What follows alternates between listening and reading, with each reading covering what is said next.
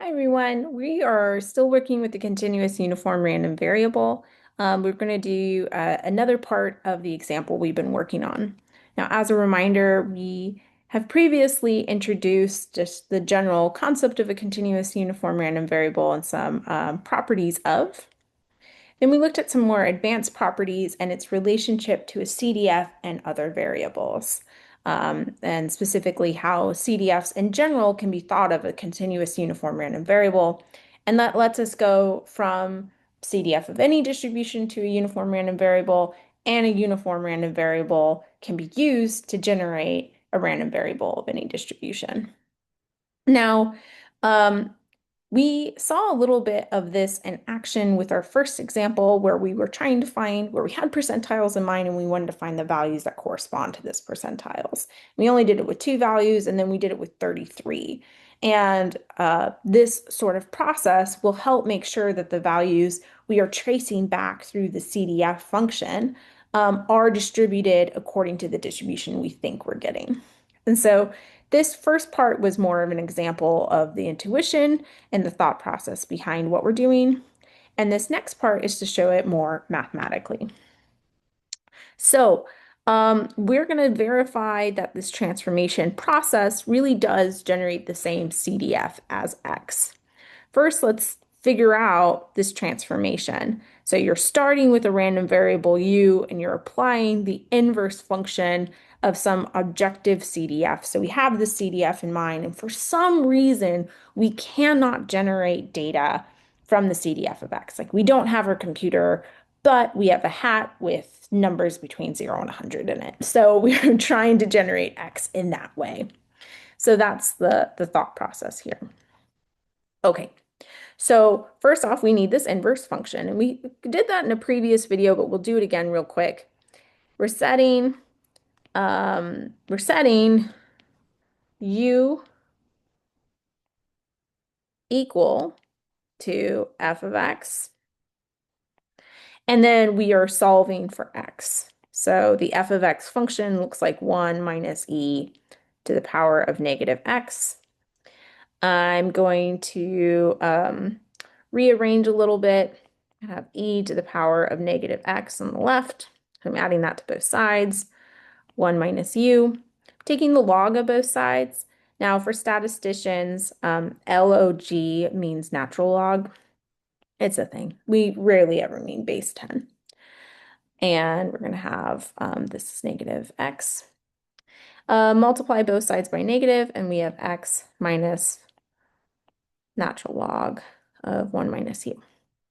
So this function here is our inverse CDF. That's this over here, because it is a function of u and it's outputting x, which is what we're looking for. And we want to see that this function, that doing the process we did in the previous video, is going to generate the random variable we think will generate. So to check that, we want to see that the CDF of x is actually equal to what we think. But the way we defined x was using the inverse function and plugging in u. So it's the inverse function of u. Real quick, before I get too far, this process that we're doing corresponds to bullet point 1 on this page from a previous video. So starting with a uniform random variable and CDF in mind, we can generate x. All right. Now we want to know if our CDF of x is equal to what we think it is. We know we defined x in this way, so this is equivalent. We're going to go ahead and plug in those values. So plug in what we have there. That's negative log 1 minus capital U, little x. I'm going to multiply the negative onto both sides. So this just becomes log 1 minus u greater than or equal to negative x. I'm going to exponentiate both sides. Probability 1 minus u less than or equal to e to the power of negative x. And then I'm going to do a little bit of rearranging this probability 1 minus e to the negative x greater than or equal to u. And I'm going to just flip everything around so it's in a way that I'm used to seeing it. So this is u less than or equal to 1 minus e to the power of negative x. Now, this is my CDF function.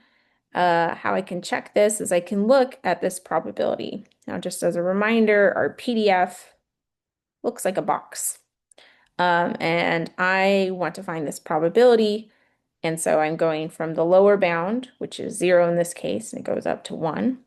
And I'm going up to 1 minus e to the power of negative x. The way we do this is integrating the box up to that point. You could also just notice it's a box and use some geometric properties if you'd like, but I'm going to do integration because it's fun. E to the negative x. And our PDF is just 1. The box is at 1 for standard normal. And that just becomes 1 minus exp to the negative x. But we also have to think about support. So let's check that the support is working out too. Now, this was for the uniform random variable, right? This is a probability with respect to the uniform random variable because that's ultimately what we're doing a transformation of. And when we have this and we're looking at a CDF, we got to remember that CDF where it has like something interesting happening is between its lower bound and its upper bound, where it is a function of u, and u goes here, and u goes there. So we have to consider that. So in this case, our u is this, our little u that goes in that function.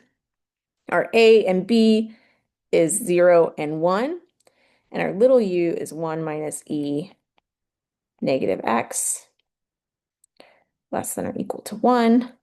I'm going, well, I'll drop the rest for now until I finish this part.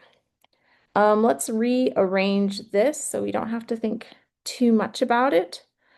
Okay, so I'm going to subtract 1 to both sides. So this is negative 1, negative e, negative x. I'm just rewriting this. This would be 0. This becomes 1, e to the negative x greater than 0. Now, what I notice about this is x is any real number. So any real number that had this quality, right? And any real number, e to the power of any real number is going, the negative of any real number is going to be between 0 and 1, as long as that real number is positive. So the positive real numbers will have this quality. So I can rewrite what's in purple saying positive real numbers. So this is kind of scratch work. Scratch. Okay, so now I'm ready. 1 minus e negative x, and that is if x is greater than 0, then we are meeting the restriction in purple, and then it's going to be 0 if otherwise.